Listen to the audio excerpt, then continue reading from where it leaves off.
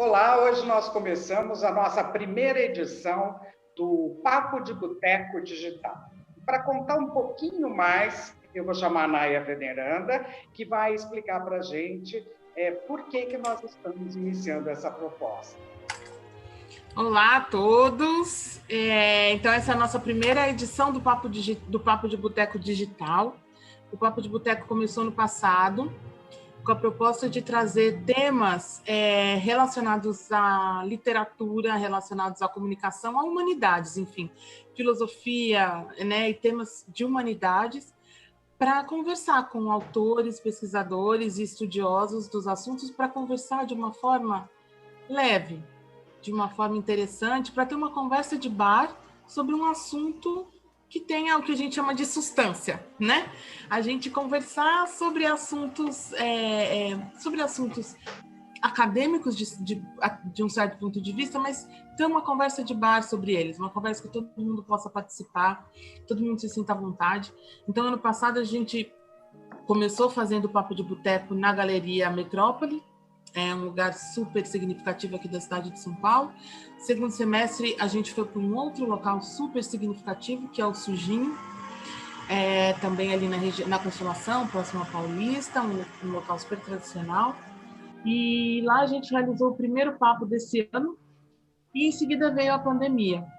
Então, a gente precisou se repensar, reconsiderar o que a gente ia fazer, como que a gente vai fazer o Papo de Boteco. E agora esse é o nosso primeiro papo com esse novo formato digital.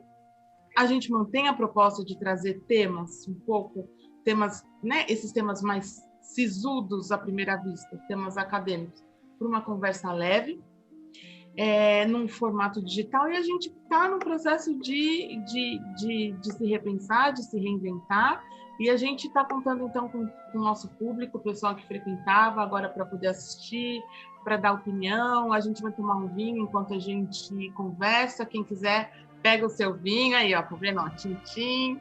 Quem quiser, pega o seu vinho, toma, porque a conversa merece. É isso. Então, para esse primeiro Papo de Boteco, nós estamos recebendo a filósofa Fernanda Carlos Borges. Ela é doutora em comunicação e semiótica pela PUC de São Paulo, pós-doutora em artes pelo Instituto de Artes da Unicamp, pós-doutora em antropologia pela Universidade Aberta de Portugal, e ela é filósofa corpórea e coordena os grupos teóricos e políticos de filosofia em movimento. Oi, Fernanda. Oi. Bom, primeira... não, tô achando ótimo. Eu que estou inaugurando Sim, o Papo de Boteco Digital Online. Que sim, ótimo, que honra. Sim, que legal para nós. Bem-vinda.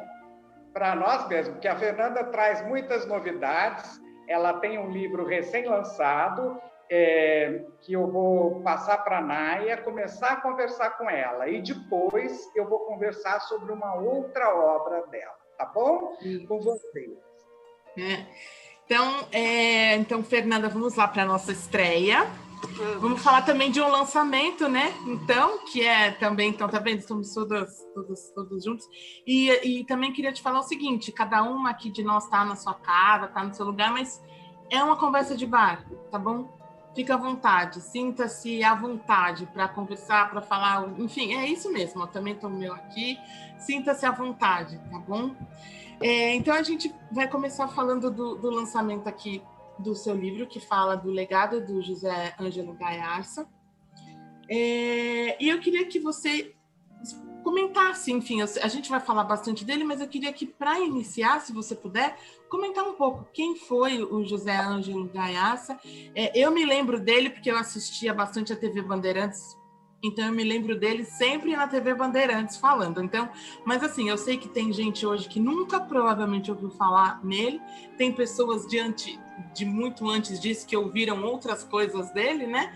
Enfim, então eu queria que você comentasse um pouco quem é o José Ângelo Gayarsa e por quê, né? Enfim, por que esse livro, quem que é essa pessoa?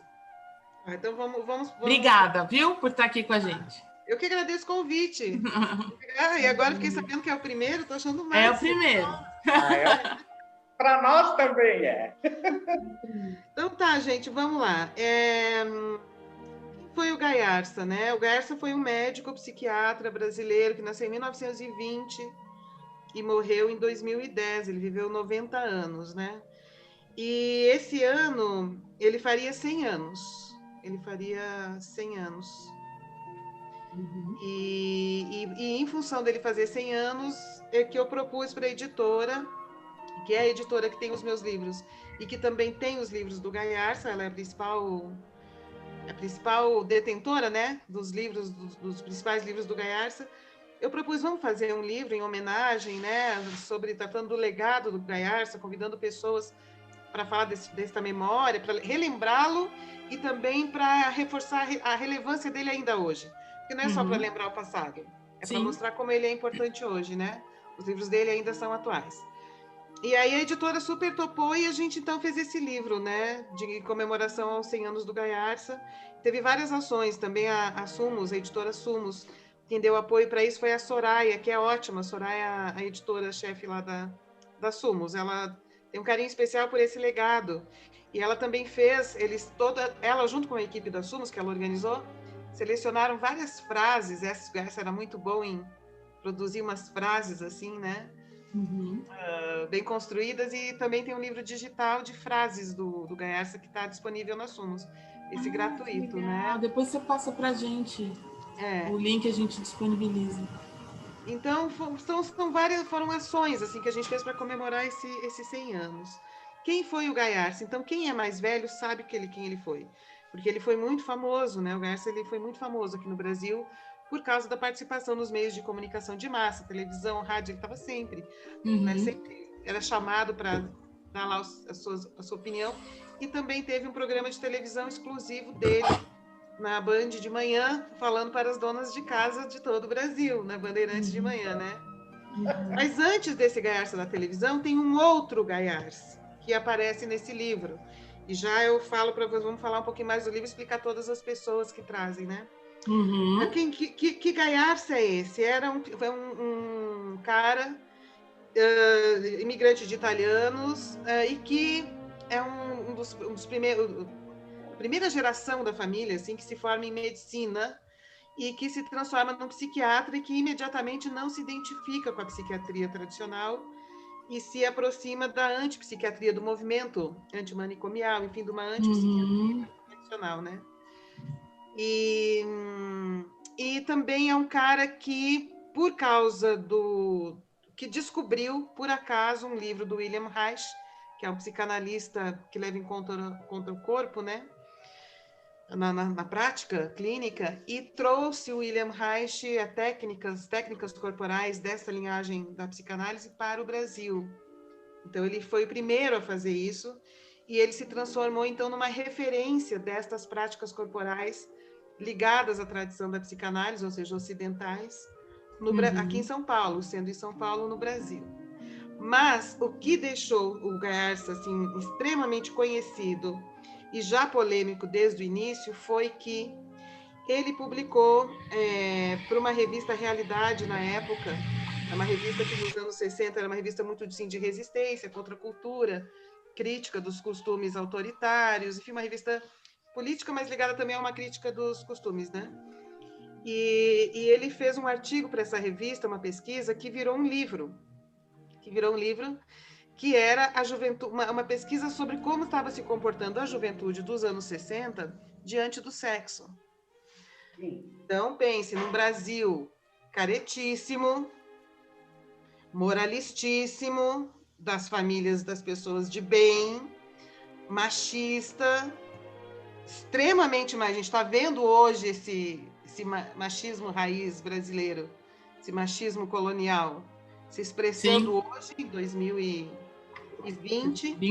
Vocês imaginam nos anos 60. Então, aí ele publicou esse livro, que era uma coisa que já estava acontecendo nos Estados Unidos, aparecendo pesquisas sobre como que a juventude estava mudando seus costumes sexuais, seu comportamento sexual, né? E aí, então, ele... 60 americana, né? Tinha, nos Estados Unidos já estava acontecendo rock, então estava havendo uma mudança nos costumes da juventude. E ele foi o cara que fez essa pesquisa no Brasil e publicou, então, esse livro que se chama Juventude Diante do Sexo, mostrando que a juventude estava desenvolvendo novos costumes que não eram aqueles extremamente moralistas, machistas, de um controle sobre o corpo da mulher, esperando a virgindade para casar, não tocar antes de ter um compromisso oficial destinado ao casamento, que é o que... Gente, só ver o que algumas igrejas neopentecostais estão falando hoje, então imagina que aquilo era o padrão dos anos 60, 50, 60, né? Sim. E aí, aqui no Brasil. Então, quando o Gayarsa publicou esse livro, foi um sucesso, o livro. E foi um escândalo, E ele, desde esse livro, então, ele passou a ser amado e odiado para sempre, até o fim da vida, né? Pessoas que achavam ele incrível, no sentido de mostrar novas práticas, novos costumes, de questionar, né, o autoritarismo do patriarca e tal. Também acabou sendo assim entendido como um cara que entendia muito de sexualidade, então ele era chamado para falar sobre isso nos programas de televisão e publicou livros sobre isso também. E ao mesmo tempo ele era odiado, porque ele era um cara que ia destruir a família, os bons costumes, essa coisa toda que a gente ouve hoje, né? Tá, então esse é o Gayarsa famoso, assim, que todo mundo conhece, que foi para televisão, que publicou livros sobre isso. Tem um outro Gayarsa, que era o Gayarsa que estava na clínica psicoterapêutica, desistiu de trabalhar em um hospital psiquiátrico, foi trabalhar na clínica psicoterapêutica, principalmente grupo, ele gostava muito de grupos, e lá pesquisando, estudando e tentando entender a relação entre corpo, consciência, comportamento, ética e tal, né? E aí tem um Gayarsa que é com o qual eu gosto, me envolvo mais. Digamos, o seu Gayarsa. É o meu Gayarsa. Que é o cara que fez uma teoria incrível sobre a relação do sistema sensório-motor com fenômenos da consciência, da ética e do comportamento, né? Então, ele tem uma teoria ali muito genial, muito genial. E escreveu alguns livros sobre isso. Esses livros, claro, são menos populares, né? Porque são livros chatos. Tem uma tese que explica 1000 coisas sobre o corpo, consciência, natureza do eu, questões sensório-motoras mesmo. Ali ele mostra, tem um conhecimento médico sobre o corpo, onde ele cria uma teoria muito, muito relevante e muito importante sobre a relação entre o corpo, fenômenos da consciência, ética e comportamento. E é esse que eu gosto muito, porque eu acho que quando ele fez isso, quer dizer, ele começou a fazer isso dentro dessa linhagem reichiana, né? A ideia do Reich, da coração muscular do caráter, do inconsciente no corpo, pá. Só que ele vai levando isso para uma outra coisa, que já não é mais a psicanálise tradicional, né? Mas é o que eu acho que é uma filosofia em movimento. Que hoje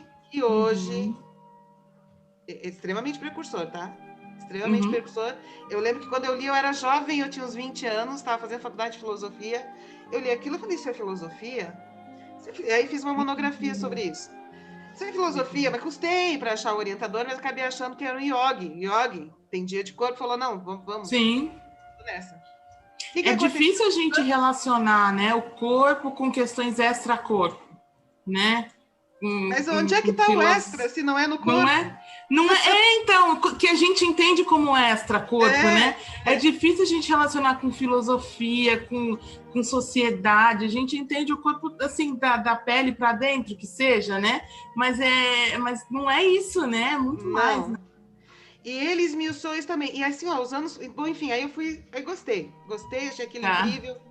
E fui pesquisando isso, fui fazer mestrado em Ciências da Motricidade Humana por causa da teoria do Gayarsa, que fui na área de Filosofia e Sociologia da Motricidade Humana, e o doutorado com o Luiz Alberto Lorenzetto, que foi o meu orientador, Pós-doutorado com a Helena Katz também por causa disso. E, enfim, toda a pesquisa, toda a minha vida girou em torno de ir desenvolvendo o Gayarsa dentro desse contexto. Essa teoria sobre o corpo, dentro desse contexto da filosofia, da sociologia e da psicologia também, mas não propriamente dita, né? De uma psique dentro do campo da filosofia, dessa filosofia em movimento, né?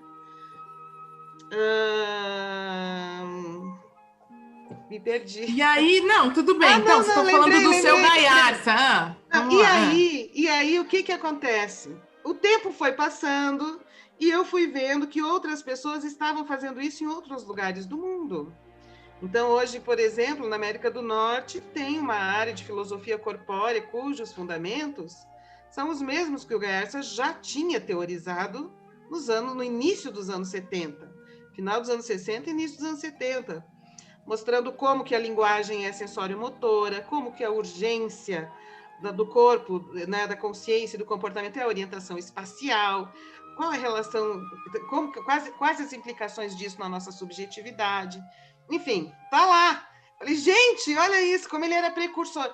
E aí, mas eu sou uma apaixonada pelo esse aspecto precursor dele. Ele era precursor demais para ser devidamente absorvido pelo Brasil em situação de colônia, né? Principalmente porque logo depois, 64, quer dizer, logo depois não, ao mesmo tempo veio a ditadura militar. Veio a ditadura militar. E aí, enfim.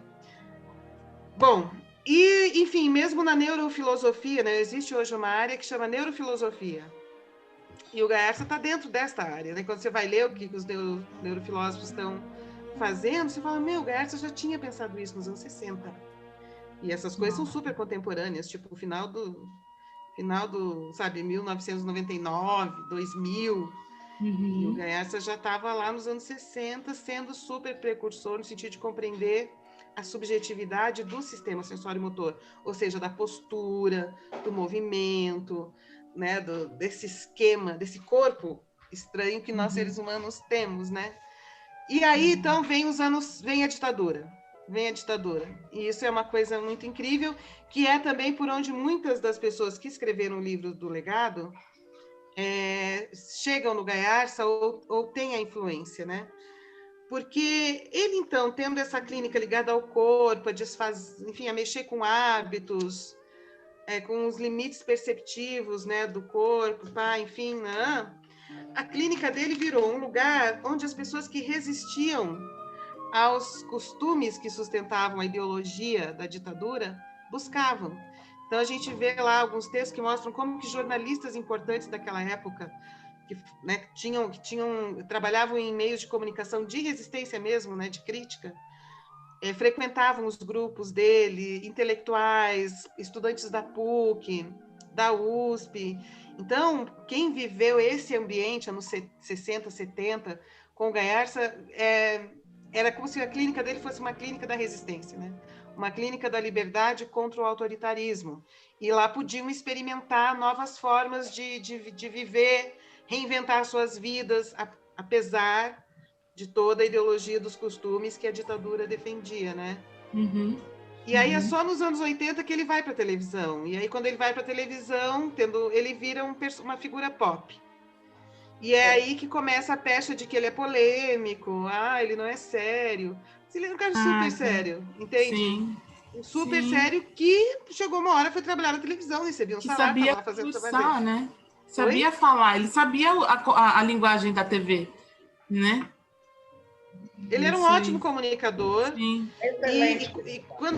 E quando a gente anda pelo Brasil e fala com as pessoas têm lembranças de coisas que ouviram ele dizer na televisão e que foram importantes na vida delas. Na relação com o casamento, com a família, com os filhos, na educação dos filhos, enfim. Foi muito importante esse trabalho pop dele, né? Então, você vê quantos Gayarsas. Sim, e eles estão todos no livro? Como é o que você pode comentar, então, um pouco sobre isso? Estão todos no livro. Tá. São pessoas de todas as fases dele que estão... Como é que é o livro? O livro é uma coletânea de artigos, entrevistas... Alguns são... Então, como é que é a estrutura do livro? Como eu propus o livro, eu sou a a organizadora do livro. E eu estudei ele, né? O Gayarsa é o que eu venho estudando a vida inteira, né?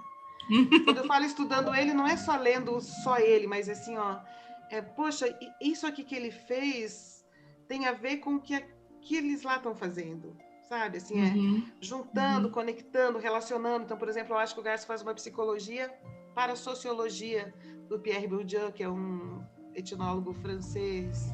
Eu acho que a teoria dele da consciência é muito parecida em alguns aspectos, embora tenha algumas diferenças que também pesam a favor do Gayarsa em alguns aspectos, com a teoria do Damasio, sabe? Então eu fui juntando, misturando o Gayarsa, sabe?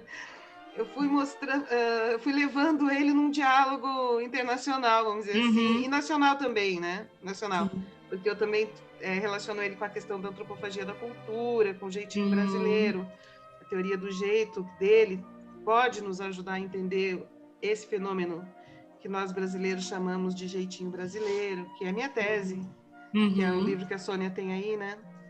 Enfim, aí o livro. Então, o que eu fiz com o livro? Eu faço a apresentação do livro, já que eu sou organizadora, fiz a apresentação, e o último capítulo, onde eu tento mostrar qual é a relevância dele como teórico, como cientista, para essa área dos estudos da subjetividade e do corpo. Certo. Então, né, faço a apresentação geral, e no fim eu faço esse capítulo, é nesses pontos aqui em que ele foi o grande teórico para entender a relação entre corpo e subjetividade e tal, é aqui. No meio tem os convidados. Alguns fizeram artigos por conta própria. Outros preferiram que eu fizesse uma entrevista. Então, tem alguns artigos escritos pela própria pessoa e outras são entrevistas transcritas. Quem são entrevistas transcritas? Regina Favre, que é uma terapeuta corporal aqui, tem uma também uma das precursoras dessas abordagens corpóreas, dessa psicanálise, dessas análises corpóreas de uma vertente haitiana, né, o haitiana no Brasil, né? A Regina Favre, a Monja Cohen.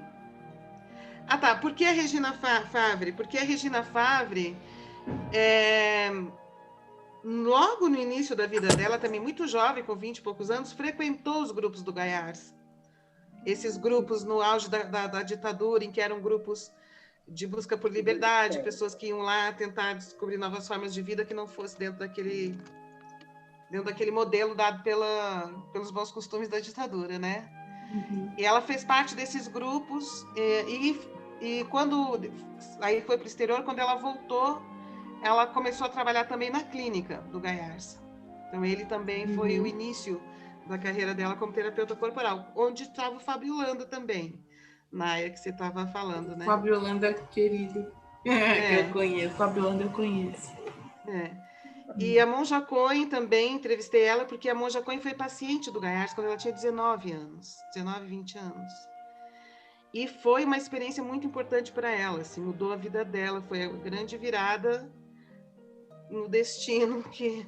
Ela era monja já? Eu não conheço a história da monja, ela tinha não 19, era, né? 20, não, muito longe disso, muito longe. Mas aí vocês vão ver como é bonito a história que ela conta, dessa experiência de ter sido cliente dele com 19, 20 anos, né? Neste contexto, tá? De ditadura, de famílias autoritárias e tal, né? E a outra entrevista é com a Regina Navarro Lins. A Regina Navarro Lins, ela é bem conhecida no Brasil, porque também tem muitos livros publicados. Ela teve um programa participou daquele Sexo, como é que chama? Que programa da Fernanda Lima? Sei. Eu vou lembrar o nome, não lembro Amor agora. e Sexo. Amor e Sexo.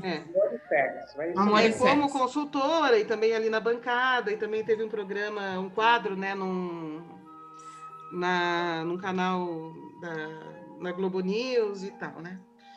E a Regina, ela ocupa... Por que ela entrou no livro? Primeiro, ela conheceu o Gayarsa mesmo, mas não desse tempo antigo, né? Como esses outros que eu falei. Mas a Regina acabou ocupando, no Brasil, um papel que o Gayarsa ocupava antigamente, que era o de fazer uma crítica de um moralismo muito ralé. Então, ela faz essa crítica publicamente, né? Então, ela ocupou esse lugar Inclusive, quando ela começou a fazer isso, ela procurou o Gaiarsa, foi até a casa dele, eu estava lá, foi levar o primeiro livro, ela foi levar esse primeiro livro para ele, e aí ela chamou ele para alguns eventos, enfim, ela acabou ocupando este lugar, né? Essa questão da sexualidade, do relacionamento, das relações e tal, relações livres. Então, você vê, cada um entra por uma coisa diferente, sim, né? Sim, que legal, sim. E aí depois também, e que não são entrevistas, aí tem o Fábio Landa, que você conhece, né, amiga? Sim, Ele também estava lá, ele hoje é um psicanalista, mora em Paris, mas ele ficou anos trabalhando na clínica do Gaiarsa. Anos! Assim, o início da carreira dele foi lá. E ele conta como que foi como que era isso, enfim, conta essa experiência lá do Gaiarsa. Depois, e aí ele falou numa mesa redonda que a gente fez de lançamento do livro, como que o Gaiarsa passou a ser fofocado, né? Muito fofocado, e como era difícil sustentar estar naquele lugar, sendo ele alvo de tanta fofoca.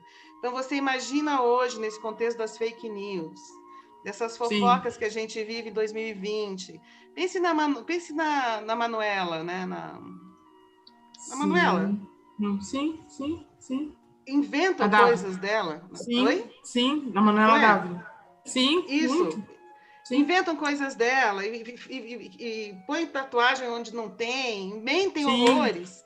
Então, sim, Marielle que foi morta. Marielle, né? Sim. Né? Então, o Gaiarsa ele já estava neste lugar, sabe? O cara que era o mal falado porque ele falava mal dessas pessoas de bem, pela família e os bons costumes, só que não. O Gaiarsa dizia, só que não. E aí escreveu vários livros sobre família, criticando esse sistema violento mesmo, né? Muito violento desse tipo de família. Então, enfim, então ele era super fofocado, inclusive ele escreveu o primeiro livro, que foi o único durante muito tempo, e é um livro muito bom sobre fofoca. Chama o Tratado Geral sobre a Fofoca. É um livro muito, muito bom. Tratado Geral sobre a Fofoca foi o primeiro livro sobre fofoca no Brasil e durante tempo foi o único, muito tempo. Nossa, e é muito bom, continua sendo o melhor livro sobre fofoca. Ainda tem, tá à venda ou será que esgotou? Tem, acho que tem, na Sumos. Tem? Legal, tá. E quem mais? Aí tem Darcy Valente, que é um grande amigo dele, que é um psicólogo haitiano do Rio de Janeiro. Pedro Prado, que também começou a carreira dele com Gaiarsa, era um desses estudantes da PUC que foi para os grupos dele, né? E depois virou um rolfista, criou a Associação de Rolfing no Brasil, com toda a influência, ele conta isso no livro, né? Com toda a influência do que ele aprendeu com Gaiarsa sobre a relação entre corpo e subjetividade, entre o sistema de equilíbrio e subjetividade e tal. Rolfing é uma coisa excepcional, né? Aí tem a Daisy Souza, que é uma socióloga que também estava lá nesses grupos, nesse início, né? E eu não queria esquecer ninguém, eu tenho medo de esquecer Tem alguém. Regina Fabre, eu estou acompanhando aqui, eu estou olhando aqui. Tem a Regina Fabre, tem o Nadeste Gaiarsa. O Nadish, claro. O Nadish é filho. O Nadish Gaiarsa é filho. E tem um sobrinho também, né? Oi? Tem um sobrinho dele também, André? E o André Gaiarsa. André Gaiarsa, tá. O Nadish é filho do Gaiarsa e foi o único que herdou do pai essa coisa das terapias corporais, de levar em conta o corpo no processo de análise, né?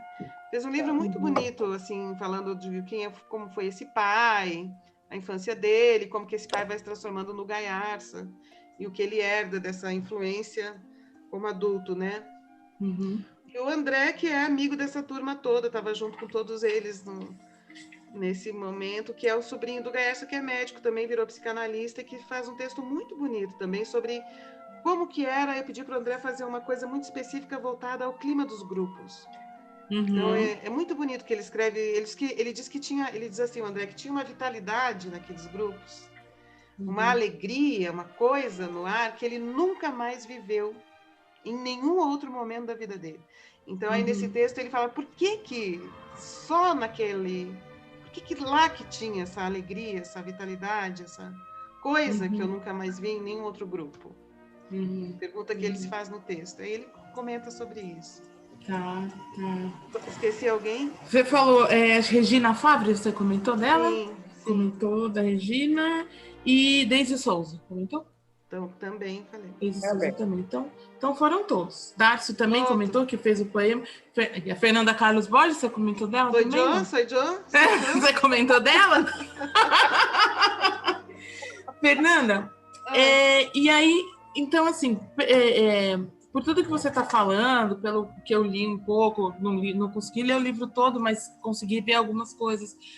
Enfim, por tudo isso que a gente está conversando, por ele, pelos tempos em que ele viveu e pelos tempos em que a gente vive, eu acho que, infelizmente, existem algumas semelhanças que não são coincidentes, né? A história do Brasil. Né? É a história do Brasil. Assim, o momento que a gente vive hoje, ele ressoa um monte de coisa que estava muito viva, né, naquela época dele. A gente tem os velhos costumes que estão se querendo fazer novos, né, novamente, né, de novo, novos velhos costumes. Toda essa questão mais de moral, de gente de bem e toda uma série de outras coisas. Só que não, deixe claro, nós não temos nada contra pessoas de bem, nós somos de bem. Nada, nós somos pessoas de bem, né? Isso. Né? E a gente está num contexto muito semelhante de algum ponto de vista, mas a gente está hoje, 2020, esse ano em que ele faria 100 anos, a gente está numa situação que tem um complicador, que é um momento em que a gente não pode se tocar, né? A gente está privada do toque, a gente está privada da convivência, a gente está privada não só do toque, mas da proximidade, né?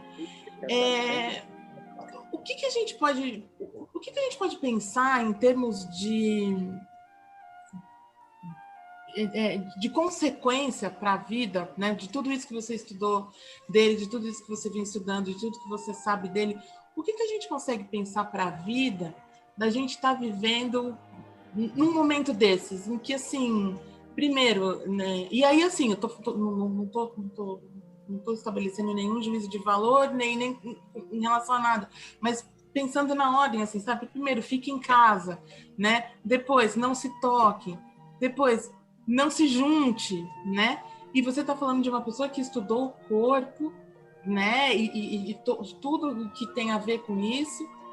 O que dá para a gente falar sobre o Gaiarsa, sobre o legado dele, a gente pensando um pouco nesse momento da pandemia? Tá, então, dá para falar muita coisa, né? Pega mais vinho! Pega mais vinho. Assim, a primeira coisa é a gente falar, estamos em pandemia, estamos trancados em casa e parece que a gente perdeu uma vida maravilhosa, né? Eu não perdi uma vida maravilhosa, a minha vida levava 3 horas de trânsito diários. Não é? E nessa vida de 3 horas no trânsito, eu também não tocava em ninguém 3 horas no trânsito. E quando eu chegava nos meus ambientes de trabalho, eu também não tinha assim, nenhum envolvimento de toque, de abraço significativo ao ponto de mexer com a minha saúde. Muito pelo contrário, às vezes eu tive gastrite, certo? Né? E assim, muitas pessoas, né? Num ritmo de vida extremamente acelerado. Né? Não é, Sônia? São Paulo é a cidade que o índice de depressão em São Paulo é um dos maiores do mundo. Sim. E a velocidade com que tudo acontece, né? O nosso dia, 24 horas não são suficientes para a gente, né? É uma loucura. É uma loucura. Então, acho que o primeiro passo será que antes da pandemia, será que antes dessa situação, né, em que a gente foi colocado em pandemia, era uma coisa assim boa? Porque vamos ser realistas, né? Na hora que veio a norma assim, vai ter que ficar em casa por um mês, eu falei, que bom! Sim. Porque eu gosto de ficar em casa, não tem que sair correndo, não tem que ficar horas em trânsito. Eu achei ótimo. Claro que hoje já passou, são quase 9 meses, né? Sim. A situação mudou, mas assim, não acho que a gente largou uma vida maravilhosa para entrar numa situação terrível. Acho que a primeira questão é essa, né? Tá. Depois começaram a surgir várias críticas, assim, né, com relação ao que é o Estado com relação à saúde, o que é o Estado com relação ao bem-estar social, os problemas do capitalismo com relação à qualidade de vida do povo. Todo mundo agora está defendendo o SUS. Às vezes, falar em privatizar SUS agora é um escândalo. Talvez não fosse antes da pandemia, não é? Sim. É um absurdo, né? Sim. Não é, gente? Sim. É totalmente sem nexo, né? Sem pé nem cabeça, né? Sem pé nem cabeça. Então, eu acho que essa situação extraordinária tirou a gente do hábito, né? A gente tinha um hábito da correria, da ansiedade, às vezes da depressão, considerando que São Paulo é uma cidade com altíssimo índice de depressão, uma das maiores do mundo. A cidade adoece pessoas. Parece que o capitalismo não é tão delicioso assim para se viver, parece que nós não vamos ter aquela alegria toda que o capitalismo possibilita. Promete, né? Promete nem ficarmos ricos por meio do nosso trabalho exaustivo. Se a gente tentar muito, será que não dá, Fernanda? Não vai dar. Se a gente se esforçar muito assim e acreditar de verdade, não, você vai morrer cansada. Pobre. Ai, socorro. Então, eu estou querendo dizer assim, olha, então, claro que não são todas as pessoas que puderam ficar em quarentena, né? Nós aqui 3 parece que podemos. Sim. Sim. Muitas trabalhando e tal, então também nem isso dá para dizer que foi geral, embora talvez fosse melhor que fosse mais radical. Mas assim, então primeira questão, né? Eu talvez não mude muito na qualidade, talvez não tenha piorado com relação à qualidade, porque você estava na rua com um monte de gente, nem por isso você estava tendo qualidade de contato com essas pessoas. Sim. Vamos combinar, né, gente? Não é, Sônia? A gente trabalhava junto. As pessoas estão lá, maior contato da presença. Não, né? Sim, não é isso. Tem razão. É um ambiente de trabalho, né? E hoje eu acho que talvez você consiga ter um relacionamento mais restrito e mais afetuoso, embora a distância com as pessoas. Eu acho que é um ponto positivo hoje para a gente, né? Enfim, aí vamos falar com relação ao toque, que a Naya estava dizendo. Quando as pessoas pensam no Garça, pensam no toque. Mas isso nem é o mais importante, né? Aliás, a questão do toque é um livro, nem é dele, é um livro de um outro cara que nem é brasileiro, chama Tocar. Que agora não vou lembrar o nome dele, mas é uma pesquisa muito importante sobre a relação, sobre a pele como algo que faz parte do sistema de imunidade do corpo. A pele como pertencente ao sistema imunológico, né? Imunológico do corpo. Então, assim, a importância de filhotes e adultos serem tocados, tem essa... Então, isso é uma pesquisa imensa que tem nesse livro, chama Tocar, e que o Garça leu, gostava, e que trazia isso para as palestras, tá? Mas nem é isso a principal teoria dele. Tá. O que ele vai dizer é o seguinte, que o nosso corpo, ele não é como você estava falando no início, né? Não é só que é da pele para dentro. O corpo está aqui para dentro. Porque nessa hora que a gente está conversando, a gente está criando aqui um campo afetivo, um campo de afetos. Eu faço algo com você, você faz algo comigo. Eu faço algo com a Sônia faz algo comigo, e cada uma de nós estamos fazendo. E quem está ouvindo a gente também está sendo afetado. Então, está tendo algo aqui que está sendo projetado do nosso corpo como vetor, como força, como ritmo, como afeto, no sentido de faço algo com o outro e o outro faz comigo, nessa conexão aqui. Nessa conexão aqui. Então, o corpo, ele está além, do limite da pele, no sentido que isso é teoria do Gaiarsa. E a gente projeta o tempo todo para o mundo forças que, se fossem abstraídas como linguagem, seriam vetores, ritmos, pulsos, que vão formando este lugar específico em que nós estamos agora, juntas, que é uma tenda sustentada nos nossos corpos, e que tem uma singularidade, uma afetividade, uma inclinação, uma tendência, um campo emocional também, né? Que um imaginário circulando aqui com a gente agora, neste momento.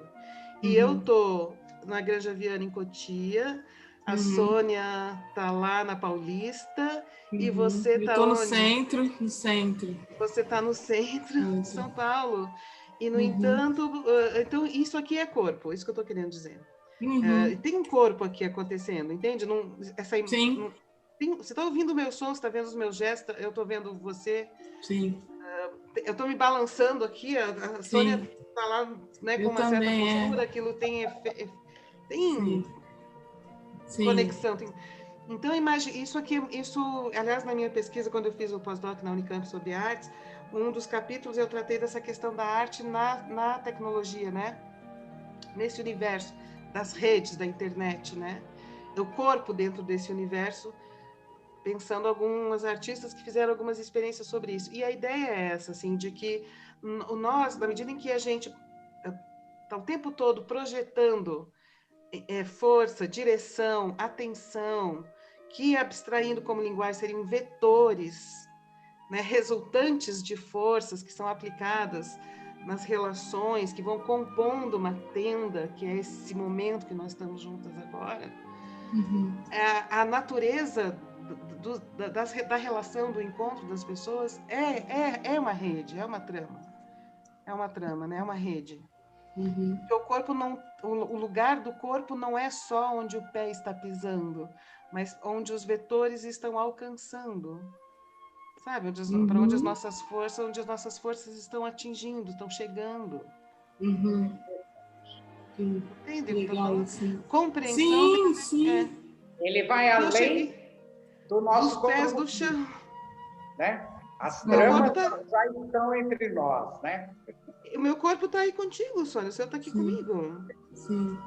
Porque essa é a conexão, né, que você está dizendo. É uma conexão que vai além do nosso corpo físico mesmo. Não, né? ela é corpo físico porque é sensação, vai além do lugar onde meu pé está no chão. Meu pé está no chão, mas esse espaço entre a gente está carregado de intenção, de resultantes de forças, de inclinações, de vetores, de ritmo.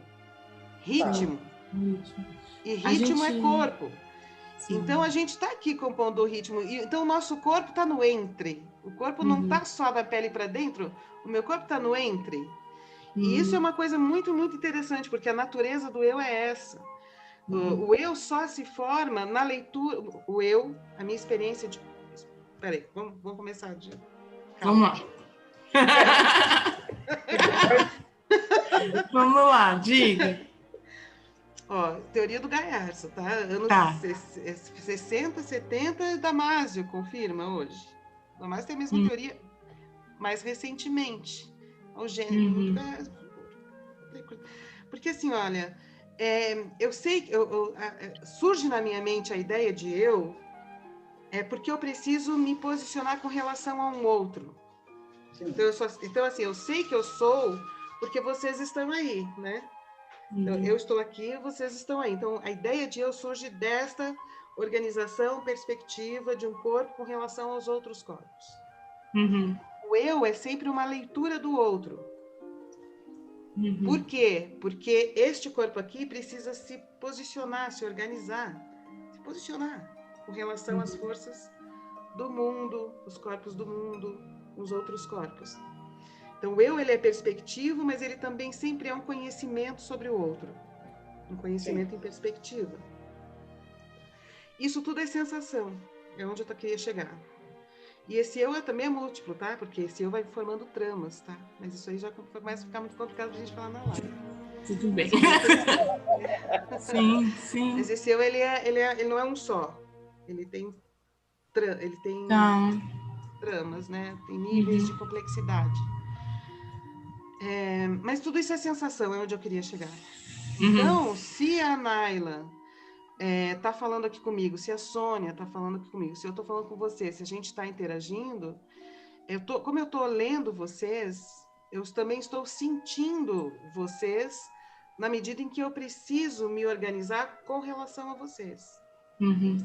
Então, você não está aqui só como imagem, mas você está aqui, vocês estão aqui comigo nas sensações que vocês produzem no meu corpo. Porque se a Naila falasse de outro jeito, se posicionasse de outro jeito, tivesse outro tom de voz, tivesse outra postura, a Sônia a mesma coisa, esse momento já seria outro. Ia ser diferente. Então, as coisas que eu estou sentindo neste momento não diz respeito só a mim, diz respeito à leitura desta relação. Então, é vocês comigo, no meu corpo. E isso é presencial também, né? Presencial principalmente, mas também é distância. Onde eu estava falando, também é distância. Se eu vou atravessar a rua para o carro não me... Esse é o fundamento. Eu vou atravessar a rua, o carro... Eu tenho que me organizar em perspectiva com relação ao carro, para o carro não me atropelar. Certo? Então, nesse momento, eu estou sentindo a aceleração do carro. Meu corpo está se organizando com relação àquele objeto. Eu conheço aquele objeto. Entende? E atravesso. Nas relações humanas, é mais complexo ainda, porque ela envolve mais balanço, um gestual mais complexo, um sistema de equilíbrio mais sutil. Mas é o tempo todo a leitura do outro e o rearranjo com relação ao outro e vice-versa, né? Então, esse outro está no meu corpo, como resposta, como algo que produz no meu corpo sensações e respostas, que a minha consciência informada, minha consciência é informada disso por meio da sensação muscular, da sensação da propriocepção, que chama, né? Que é a sensação que a gente tem dos músculos, dos tendões, das articulações e tal. Então, informa. Só que não informa só sobre mim, informa sobre o outro. Porque eu não me mexo sem ler o outro. E o ler não é só com o olho. O ler também é um rearranjo de posição. Então, também há uma incorporação. Há uma assimilação via sensação da presença do outro. Tá, então, falei tudo isso para dizer o quê? Para dizer que, então, nosso corpo está aqui. Não é só uma imagem. Independentemente do distanciamento que a gente a gente está tendo que cumprir de uma certa forma, não esse distanciamento, a gente pode reconsiderar também de alguma forma, porque não é só a presença física que permite estabelecimento de relação entre os corpos. O que eu estou dizendo é que essa presença aqui é física. É física, tá? Eu estou aqui com o meu corpo, você está aí com o seu corpo, a Sônia está aí com o corpo dela. Eu sinto você, não sinto no sentido de emoção, estou puta emocionada, você não. Mas, não é nem vocês comigo. Sim, mas assim, entendo. Meu corpo para... Entendi. Meu ritmo do meu corpo, para se adaptar a vocês, ao ritmo, à postura, ao gesto, ao tom de voz, ao ritmo que cada um de nós impõe, vai assimilando e também sentindo. Então, o corpo, ele tá no espaço, assim, entre. Ele não tá só aqui, né? Isso que eu tô dizendo. Agora, eu não tô querendo dizer com isso que isso aqui substitui totalmente a gente se reunir lá no sujinho. Não. Se reunir no sujinho é muito legal, a gente pode se abraçar, de repente fazer uma massagem, se a gente quiser, né? A gente pode dar as mãos, tudo isso é muito importante. Mas isso aqui também é corpo, é o que eu estou querendo dizer. Entendi. É muito interessante, né? Por entrar nisso, acho que a gente poderia entrar no seu segundo livro já, aproveitando, né? Aproveitando para que é o trabalho dela. A Fernanda fez esse livro, que é A Filosofia do Jeito, um modo brasileiro de pensar o corpo, né? E eu acho que fica interessante para a gente poder, já que a gente está falando de corpo, como é que você trabalha essa filosofia do jeito? Então, esse livro também é o resultado da minha tese. A base teórica dele é o Gaiarsa, não só, né, mas eu ponho ele para dialogar com vários outros pesquisadores teóricos também, né? Então, seria a filosofia do jeito para tentar entender esse fenômeno da cultura popular brasileira, que é o jeitinho brasileiro. Então, uma coisa é a filosofia do jeito, outra coisa é o jeitinho brasileiro, né? Então, na verdade, a filosofia do jeito ela pode ler muitas coisas, né? Mas, nesse caso, eu coloquei ela para ler o fenômeno do jeitinho brasileiro. Isso. O jeito é a postura, né? O jeito é a atitude, o jeito são as disposições corporais. O Gerson chamava de jeito as pessoas, né? Por quê? Porque na cultura popular a gente fala o jeito das pessoas, né? Olha o jeito da Sônia, olha o jeito da Fernanda, olha o jeito da Naia, não é? Esse é o jeito. O que é o jeito? O jeito são as disposições corporais, não é? Como é que a Sônia se põe, como é que ela se move, como é que ela se dispõe. Esse é o jeito da Sônia. Então, uma filosofia das disposições corporais. Essa é a filosofia do jeito. O que as disposições corporais têm a ver com os fenômenos da consciência, com os fenômenos da linguagem? Porque as disposições corporais, elas são engendradas no sistema sensório-motor, nos músculos, no esqueleto, entende? No sistema de equilíbrio, não é? Então, sim, em tudo, né? Se a gente parar para pensar, em tudo, né? isso. O jeito nos caracteriza também, né? Porque... E forma a nossa consciência e a linguagem nasce também dessa... Eu estou junto, né, com essa teoria de que acha que a linguagem é sensório-motora. Quando a gente fala assim, mas se a gente continuar nisso, a gente não vai a lugar nenhum. Lembram? Outro dia eu estava conversando com um amigo meu, por isso que eu lembro desse exemplo. Se a gente... Não, mas daí o meu filho chegou, ele estava falando isso. Aí meu filho chegou, começou a dizer isso aqui, eu falei para ele, olha, se você vier assim, a gente não vai para lugar nenhum. O que significa não ir para lugar nenhum? Isso é sensório-motor, não vai para lugar nenhum. Ou seja, nesse modo de relação, não se vai sair do lugar. Não se vai modificar o corpo para percorrer uma certa direção e fazer alguma coisa. Ficar ali parado. Então, a linguagem ela é muito sensório-motora. Se a gente for pegar a origem das palavras, é muito sensório-motora, né? Muito sensório-motora. Então, o jeito tem a ver com isso, né? Com as disposições corporais que são engendradas no sistema sensório-motor e suas implicações na linguagem, na consciência, na experiência de si, e que também envolvem práticas, né? Que podem ser aplicadas nas relações de cuidado e de análise de si mesmo e das pessoas, né? E de grupos. Então, isso é a filosofia do jeito. Então, eu falo que é uma filosofia do sentido, né? Uma filosofia interessada em de onde vim, onde estou, para onde vou. Coisa simples. Porque é isso que o sistema sensório-motor faz. É isso que o nosso sistema sensório-motor faz. É esse movimento mesmo. A urgência é essa, onde eu estou. Aí você vai se adaptando ao ambiente. Aí tem um como estou. E esse como estou tem uma memória, tem uma história que é familiar, que é social, que é de classe, que é de não sei o quê, que é de gênero, que é de, né, que é de história de raça. Pá. Então, tá. Tem um como, então, que deu para ir respondendo. Então, isso é onde estou, né? Que é como cheguei. E aí, para onde vou? Onde vou na medida em que os ambientes continuam, na medida que a gente continua interagindo com os ambientes. Então, é lidar com a memória e com modo de presença e com projetos de futuro, né? Modos de pensar articulações e relações no futuro. Isso não é de um indivíduo isolado, meritocrático, que vai lá fazer tudo sozinho, virar o super-herói do destino. Isso é se vinculando, né? Eu, como mulher, tenho uma coisa aqui que, é muito importante que eu me vincule com outras mulheres para saber para onde eu vou, para produzir onde eu vou. Por isso, eu, como trabalhadora, preciso me ligar na questão do trabalhador para produzir para onde eu vou, considerando como eu estou, onde eu estou, de onde eu vim. Entende? Então, tudo isso é articulado em ambientes, no mundo e tal. Isso é o jeito. Mas é o jeito tratado nessa questão das disposições corporais, que tem uma natureza, então, política, no sentido de estar conectado com a polis, com o outro, com o ambiente, né?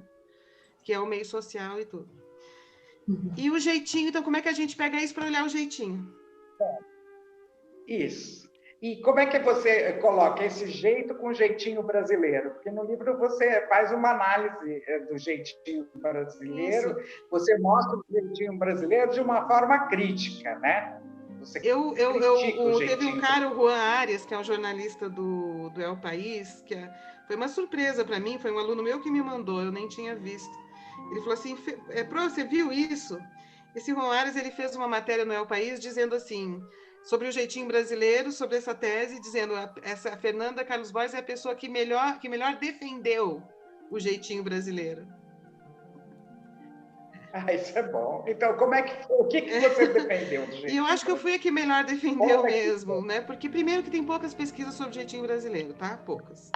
O Brasil tem uma coisa muito complicada, assim, de não... Isso muita gente fala, não sou eu que estou inventando, né? De não... Principalmente na nossa área da filosofia, né? De não olhar muito o nosso entorno, né? As urgências da nossa própria condição cultural e importar pensamento, né? Não tem problema nenhum em importar pensamento, tá? Eu importo também, eu acho que tem muito pensamento importado bom. Mas como antropofagizar isso, né? Como relacionar essas questões com as urgências do nosso cotidiano cultural, histórico e tal. Nesse caso, o jeitinho brasileiro, ele é uma prática de identidade nacional, né? Se você pega um gaúcho lá do Chuí, bem gaúcho, de Bombacha, ele vai dizer que brasileiro dá um jeitinho tanto quanto alguém que está lá dentro da floresta no Acre. Então, o jeitinho brasileiro, ele tem uma função de produzir, além da língua, né, uma coisa de identitária, né? Identidade, né? Identidade mesmo. De identidade brasileira. E tem uma antropóloga, Lívia Barbosa, que ela foi a base minha na pesquisa antropológica, né? Que ela fez uma pesquisa muito boa sobre o jeitinho brasileiro, mostrando que o Brasil começou a falar jeitinho brasileiro quando vieram as instituições modernas, pós-industriais para o Brasil. Que trouxeram então as fábricas, as indústrias e as pessoas neste tempo de trabalho, nessas relações de trabalho modernas, elas deixam de ser pessoas, de ser a filha do fulano, o marido da ciclana, o sobrinho de não sei quem, deixam de ser pessoas e passam a ser indivíduos, quer dizer, um número, né? A gente não tinha número lá no Senac, Sônia? Nosso ID lá. Então, as pessoas passam a ter um número, elas têm um número, e todas elas são regidas, então, pelas mesmas normas, né? Então, olha, se a hora de bater o ponto é 8 para todos, não tem conversa. Não é se a Sônia é filha da Maria, então, porque é a filha da Maria, eu devo um favor para ela, então a Sônia vai poder bater 8,5 ponto, porque não tem essa, é a impessoalidade, né? E aí a formalidade e a impessoalidade, né? E a Lívia Barbosa, ela vai dizer assim que aqui no Brasil a gente nunca assimilou totalmente essa concepção de indivíduo moderno. A gente fez um mix de pessoa e indivíduo, né? E ela não fala como uma coisa ruim, ela diz que é uma coisa que favoreceu com que a gente tivesse uma capacidade de abrir exceções quando a situação tem um apelo afetivo diante da fragilidade humana. Isso que ela defende na tese dela. E que é, por exemplo, assim... É isso que eu queria que você exemplificasse. Você estava aqui pensando o apelo afetivo, né? Então, por exemplo, nós somos professores. Você é professora também, Naia? Você é professora? Também. Então, eu sou eu ainda não estou no seu nível, assim, de um currículo tão enorme, mas eu também tenho, além de também sou professora, também sou tradutora, mas também dou aula.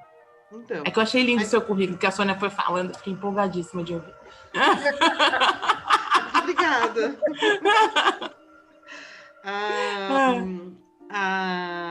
Então, por exemplo, nós somos professoras. Aí você falou, tem que entregar o trabalho na terça-feira, 19 horas. Quem não entregar o trabalho, já era, certo? Terça-feira, 19 horas. E aí tá, a maioria entrega e tudo, aí chega uma aluna lá, uma estudante, dizendo, professora, você não sabe, eu não pude, mas chega na outra semana ela chega.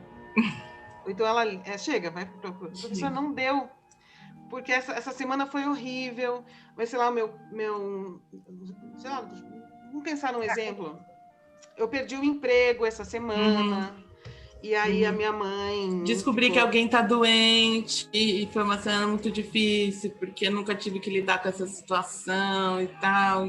Tive que acompanhar no médico as primeiras consultas, e foi muito duro, porque não tinha com quem deixar meu filho, enfim, né? Assim. Então, filho, vamos pegar a questão do filho, que aí pega na questão das mulheres, que é super complicada essa relação de filho e trabalho.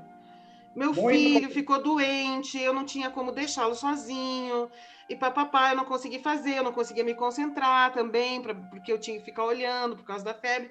Por favor, isso é muito... Eu não sei, estou desesperada, eu não quero perder essa disciplina, senão eu vou ter que pagar tudo de novo, o salário que eu ganho não é suficiente, eu não queria... Eu fiz tudo certinho, eu só... papapá. E você olha para a pessoa... Eu já abri muita exceção em casos em que as pessoas me convenceram de que aquilo era real. Eu não vou ser uma monstra, uma máquina e dizer, lamento muito, o horário era na quarta-feira passada, às 19 horas, já era. Não, gente.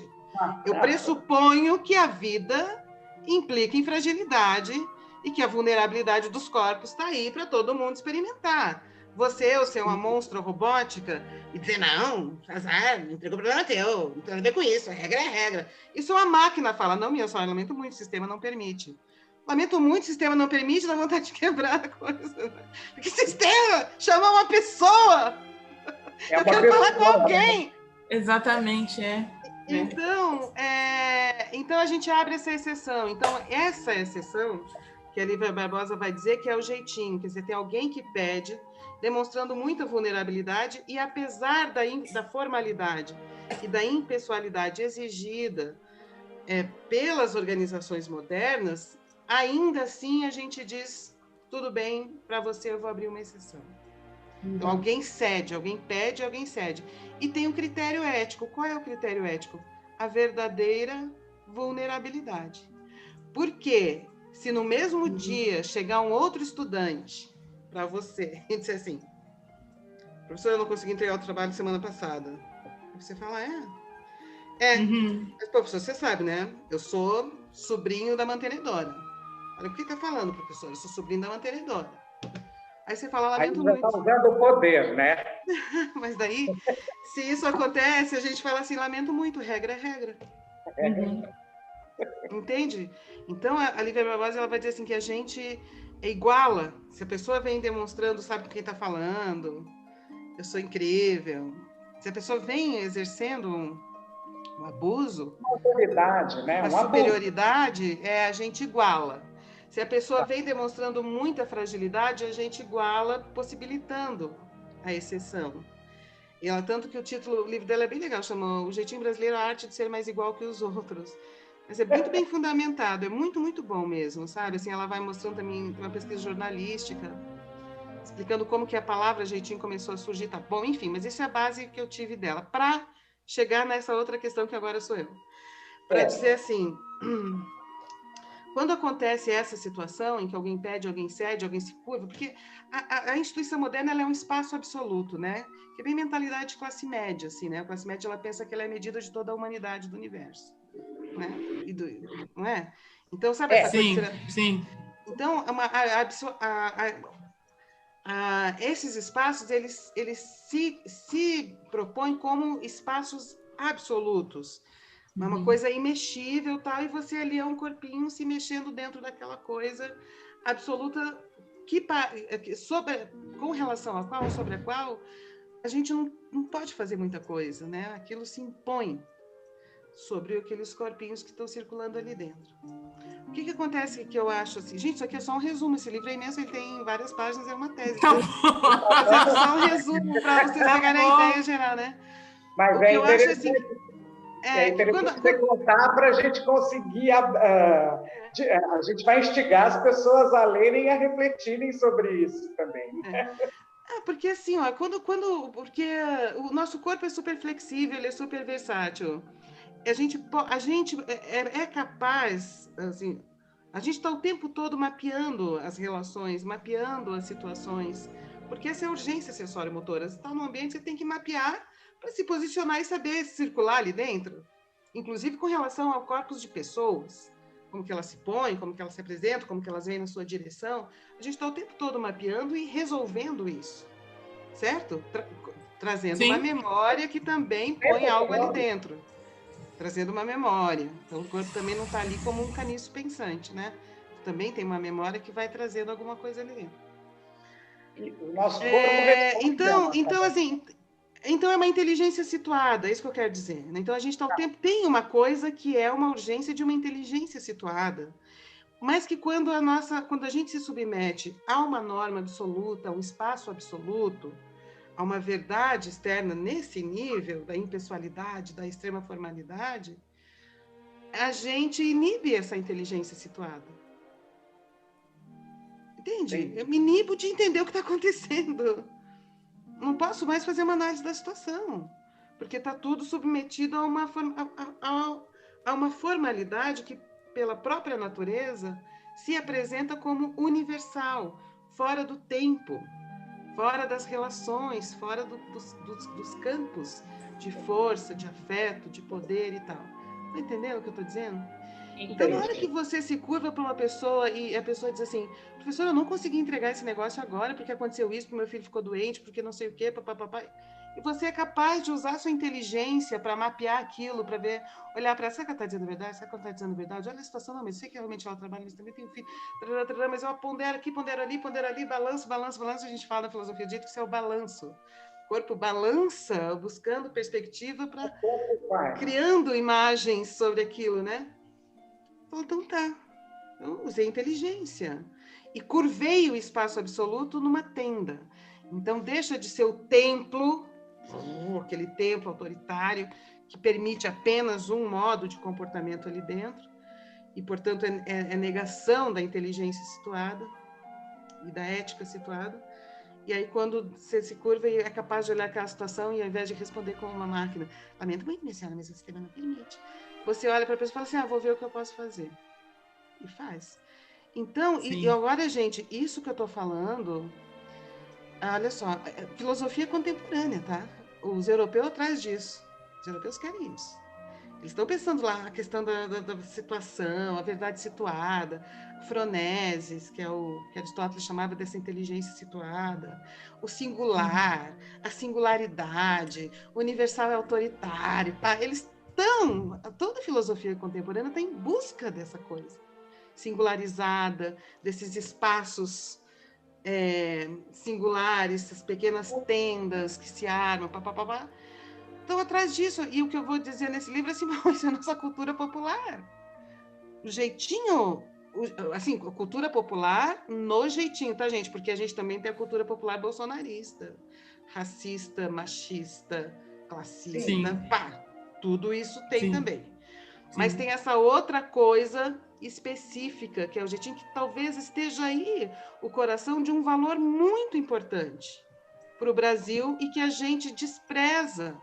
A gente não consegue olhar ainda com a devida importância que isso tem enquanto cultura popular. Todos os corpos de todos os outros países do planeta podem fazer isso? Podem, mas nenhum deles diz, isso nós fazemos. Quando a gente afirma isso, tem um caráter de identidade muito importante, de valor cultural. Só que o jeitinho é muito difamado, porque as pessoas vão dizer, dizem que jeitinho é levar vantagem, não é. As pessoas dizem que jeitinho sabe com quem está falando, não é. Assim, a natureza da expressão não vem desses lugares. Lady Gerson não é.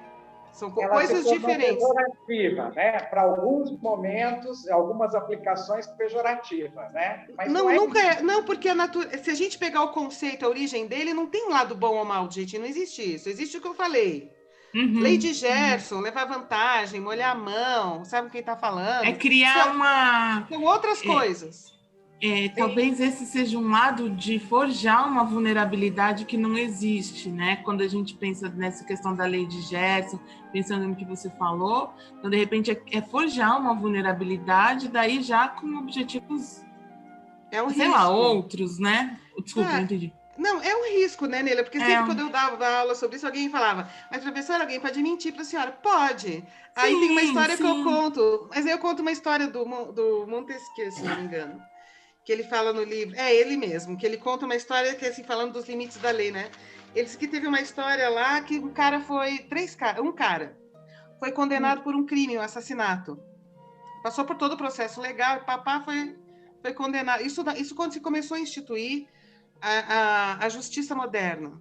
Ele conta essa história. O cara foi condenado, certo? Qual era a pena? Morte.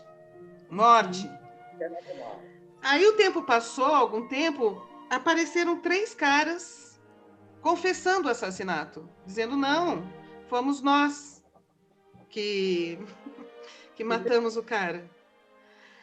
Aí, o que fez? A corte se reuniu para ver o que ia fazer.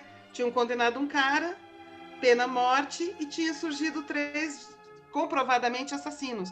Não só tinham confessado, mas estava comprovado que eram eles mesmos.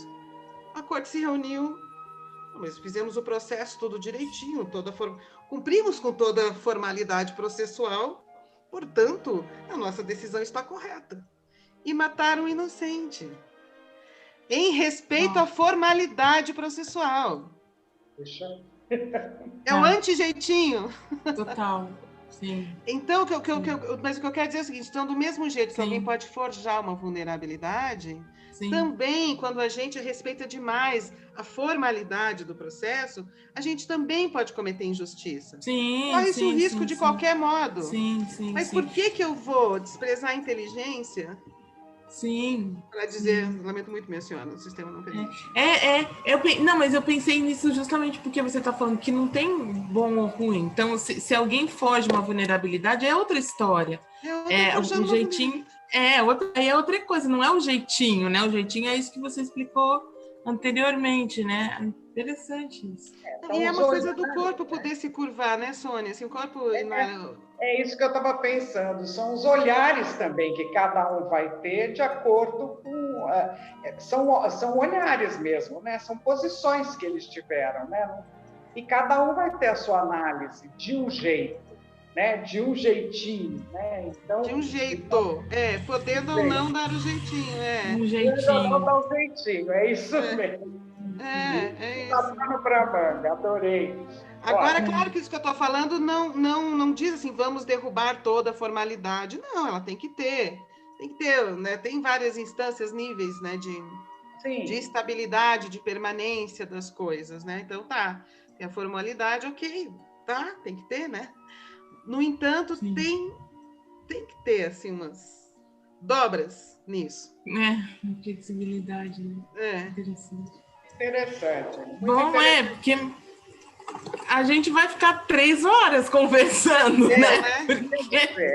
Precisamos convidar você para um outro bate-papo, talvez um pouco mais, criarmos outros diálogos que vão render muito. Posso dar uma sugestão? Tem outro livro meu, que é com base também no que eu aprendi com Guy Arça.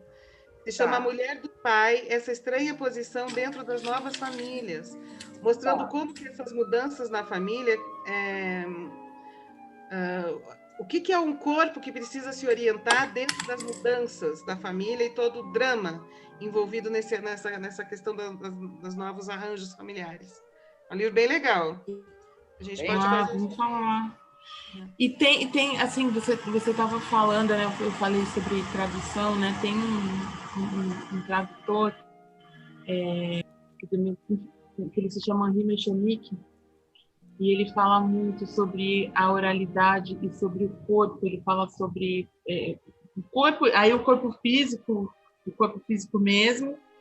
E aí você estava falando, eu estava pensando bastante nisso. Ele fala sobre histeria e linguagem, ele fala sobre coisas bem, bem interessantes. E à medida que você estava falando, eu reafirmo assim, que eu comecei a pensar, né, desde que a gente começou a conversar.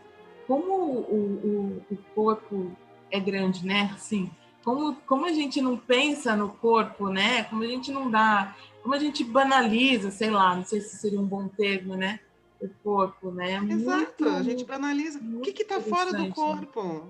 É muito interessante pensar tudo isso. Mas aí a gente vai ficar aqui mais 2 dias, né? Porque aí começa a surgir ideia. Que a gente separou, a gente acha que a mente está voando por aí e o corpo é uma casca. Eu sempre penso, muitas vezes também a gente fala o meu corpo. Quando a gente fala o meu corpo, a gente está falando 2 coisas, né? O meu, tipo, tem eu e tem o meu corpo, mas não é isso, né? Não tem o meu corpo, tem eu, né? Não, mas Naila, a pergunta é mais interessante ainda, é assim, como é possível que eu diga, nossa, quando eu vi, eu estava fazendo aquilo. Uhum. Quando eu vi, eu estava fazendo aquilo. Eu tenho um eu que olha para um outro eu, entende? Assim, como é que é possível dizer eu e meu corpo? Essa é a questão. Como é possível? Sim. O que acontece na nossa mente, no nosso corpo, que possibilita que a linguagem seja construída desse jeito? Essa é a questão mais legal. Que, aliás, vai ser o assunto, posso divulgar, posso fazer? Essa é a questão que vai ser o assunto porque assim, eu criei um grupo online para trabalhar... Opa, gente. Se empolguei, engasguei com essa... eu criei de água ou de vinho. Um grupo online para trabalhar o legado do Gaiarsa sobre o corpo. E a gente está fazendo de 15 em 15 dias. E o próximo 15 vai ser neste sábado, das 14 às 17. São 3 horas. E o assunto deste sábado vai ser esse. Como é possível que o eu seja 2, seja 3? Como é possível que eu diga... Tem uma tirinha da Mafalda, que é maravilhosa, que ela diz assim, justo a mim, ela fala espantana, justo a mim coube ser eu. Coube ser eu mesma. Como é que é possível a gente construir esse tipo de frase? O que acontece no corpo? E a gente se olha como em vários fragmentos, né, de nós mesmos, né? Às vezes a gente esquece que nós somos um todo, né? Um todo mesmo, é corpo, cabeça. Nós estamos ali. É muito interessante essa reflexão, né? E pode trazer também momentos de como a gente se comporta também, né? De como a gente se comporta com esse corpo e com essas interações que ele faz. Olha. E tem o canal Filosofia em Movimento, gente, tá? Tá. No YouTube, no Facebook, YouTube. Canal Filosofia em Movimento. Tem no Face também, tem no Face. Mas no YouTube junta vários projetos, é mais legal no YouTube, porque tem vídeos de vários projetos. Bom, Fernanda, Naya, a nossa conversa foi muito produtiva. Eu acho que a Fernanda trouxe elementos do Gaiarsa para que a gente pudesse começar a pensar a proposta de corpo que ela coloca e começarmos a refletir também sobre o jeitinho brasileiro, né? Então, tudo isso, eu acho que vai servir para todos nós podermos avaliar essa filosofia, não só a filosofia do jeito, e as conexões que a Fernanda criou com os elementos que o Gaiarsa trouxe para dentro da produção acadêmica dela. Né? Então, Fernanda, muito obrigada. Eu queria saber se você tem mais alguma coisa, mais algum recado para o pessoal, e antes da gente encerrar a nossa conversa. Não, quem quiser fazer contato para estudar esse legado comigo, o legado sobre o corpo, do Gaiarsa comigo, como é que eu venho conectando, é e-mail legadogaiarsa@gmail.com, que a gente tem grupos online. E eu quero agradecer demais, amei a conversa com você. Falei demais, também. Mas foi gostoso. Foi legal. Mas é muito bom. É muito bom ouvir tanta coisa diferente, assim, né? A gente precisa expandir, a gente precisa estar disposto a ouvir coisas novas, a conhecer coisas novas. Eu achei tudo muito, muito interessante, assim. Gostei muito da nossa conversa. Foi bem o objetivo do Papo de Boteco, né? Essa conversa descontraída. Eu espero, Fernanda, que a gente tenha outras possibilidades de diálogos também com pessoas que a gente venha a pesquisar e a conhecer dentro desse universo também, e aí a gente possa fazer um outro bate-papo, tá bom? Tá bom. Obrigada, Sônia, pelo convite. Amei. Obrigada. Tchau, tchau.